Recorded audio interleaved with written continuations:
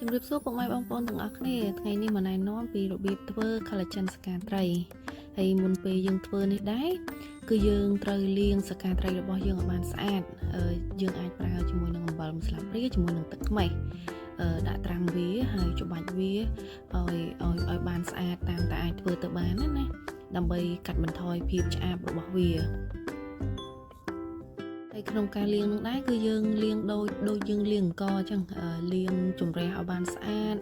ច្បាច់ឲ្យបានច្រើនសាដើម្បីឲ្យសកាត្រីរបស់យើងហ្នឹងវាចេញភាពឆ្អាបចេញកតិកទីដែលមិនល្អបានស្អាតល្អអញ្ចឹងណាហើយក្នុងការលាងបន្ទាប់ពីយើងលាងទឹកខ្មេះទឹកអំបិលរួចទៅហើយយើងលាងជាមួយនឹងទឹកស្អាតឲ្យបានច្រើនសាតាមដែលយើងអាចគិតថាសកាត្រីរបស់យើងគឺបានស្អាតល្អហើយគ្មានរំទេចប្រឡាក់ជាប់ទៀតទេអញ្ចឹងបន្ទាប់ពីយើងលាងរួចគឺយើងធ្វើការដាក់សកាត្រីរបស់យើងត្រាំទឹក at least គឺយើងត្រាំឲ្យបាន3ម៉ោងទៅ5ម៉ោងទៅពេលដែលយើងស្ងោរទៅcollagen វាចេញពីសកាត្រីបានល្អហើយពេលដែលយើងដាក់ស្ងោរគឺយើងដាក់កំហាប់ទឹកឲ្យច្រើនជាងសកាត្រីខ្ទង់2ភាគទៅ1ភាគដើម្បីពេលដែលយើងរងាស់ទៅពេលដែលដល់កំណត់ម៉ោងរបស់យើងគឺសកាត្រីរបស់យើងជាមួយនឹងទឹកហ្នឹងវា balance គ្នាហើយ collagen ក៏វាចេញមកបានល្អអញ្ចឹងណាហើយដើម្បីធ្វើឲ្យសកាត្រីរបស់យើងមានរសជាតិឈ្ងុយគឺយើងអាចស្ងោរវាជាមួយនឹងស្លឹកតយហើយនឹងផ្លែឈើដូចជាផ្លែប៉ោមហើយបើមានពុតវាក្រហមយើងអាចដាក់បានព្រោះដើម្បីឲ្យវាឈ្ងុយពេលដែលយើងហូបទៅអត់មានអារម្មណ៍ថាឆ្អាបអញ្ចឹងណាស្រួលញ៉ាំអញ្ចឹងយើងមកដឹងអំពីអត្ថប្រយោជន៍របស់ collagen សកាត្រីរបស់យើងបើសម្រាប់សម្រស់វិញវាជួយច្រើនមែនទែនតាក់ទងជាមួយនឹងថែរក្សាស្បែកឲ្យស្បែករបស់យើងរឹងមាំជួយបន្ថយស្នាមជ្រីវជ្រួញជួយបង្កើនសំណើមស្បែកជួយកាត់បន្ថយស្នាមអុចខ្មៅស្នាមមុនផ្សេងអញ្ចឹងណាជួសជុលកោសិកាចាស់ហើយធ្វើឲ្យសក់កញ្ចក់លូតលាស់ល្អបន្ថយសក់ជ្រុះឲ្យកញ្ចក់របស់យើងកាន់តែរឹងមាំត្រឹមតែប៉ុណ្ណោះទេគឺវាក៏ជួយដល់សុខភាពរបស់យើងមួយផ្នែកធំតាក់ទងជាមួយនឹងការថែរក្សាឆ្អឹងនិងសន្លាក់ជួយកាត់បន្ថយការឈឺសន្លាក់ជួយឲ្យប្រព័ន្ធឆ្អឹងរបស់យើងរឹងមាំ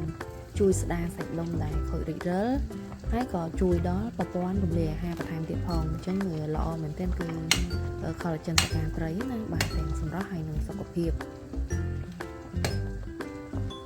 ត្រឡប់មកការស្ងោររបស់យើងវិញពេលដែលយើងស្ងោរយើងអាសាដួសពពុះ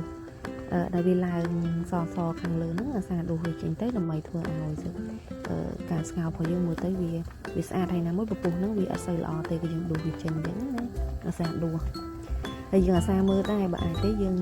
កូរវាខ្លះដើម្បីកុំឲ្យសកាត្រីវាខានទៅក្រោមវាអាចនឹងខ្លោចបាតឆ្នាំងអញ្ចឹងណាហើយការស្ងោររបស់យើងតាមការយើងប្រើភ្លើងដែរបើមិនជាប្រើភ្លើងល្មមអីយើងអាចរងាស់វារហូតដល់3ម៉ោងអីទៅទើបសកាត្រីរបស់យើងវាឆ្អិនហើយវាចេញបានល្អតែបើយើងប្រើភ្លើងយ៉ាងខ្លាំងដែរចន្លោះតែ2ម៉ោងកន្លះទៅ3ម៉ោងគឺរួចរាល់ហើយឥឡូវនេះសកាត្រីcollagen របស់ខ្ញុំនេះគឺខ្ញុំស្ងោរជិតរួចរាល់ហើយព្រោះយើងងាស់វាយូរណាស់ដែរហើយវារៀងទឹកដែរអញ្ចឹងណាហើយឃើញថាពេលយើងស្ងោរអត់មានក្លិនឆ្អាបទេហើយវាឈ្ងុយចេញពីស្លឹកតយឬក៏ផ្លែឈើដែលយើងដាក់ជាមួយអញ្ចឹងណាវាឈ្ងុយអញ្ចឹងពេលដែលវាកកទៅជាចាហួយពេលយើងហូបទៅគឺអត់មានថាអត់មានក្លិនឆ្អាបពេញងាយស្រួលក្នុងការហូបអញ្ចឹងណាអញ្ចឹងពេលដែល collagen របស់យើងឆ្អិនរួចរាល់ហើយអស់គឺយើងធ្វើការច្រោះវាចាក់ដាក់ក្នុងកែវរក្សាទុកក្នុងកន្លែងត្រជាក់អត់ដាក់ក្នុងទូកកទេណាទុកនៅកន្លែងត្រជាក់យើងទុកចន្លោះពី5-6ម៉ោងអីទៅវានឹងឡើងរឹងខ្លាយជាចំហួយយើងអាចយកញ៉ាំបានហើយការញ៉ាំរបស់យើងញ៉ាំសតក៏បានយើងលាយដោះគោក៏បានដែរហើយយើងទុកបានរហូតដល់5ថ្ងៃទៅមួយអាទិត្យអញ្ចឹងបងប្អូនទាំងអស់គ្នាបើចង់សាកធ្វើ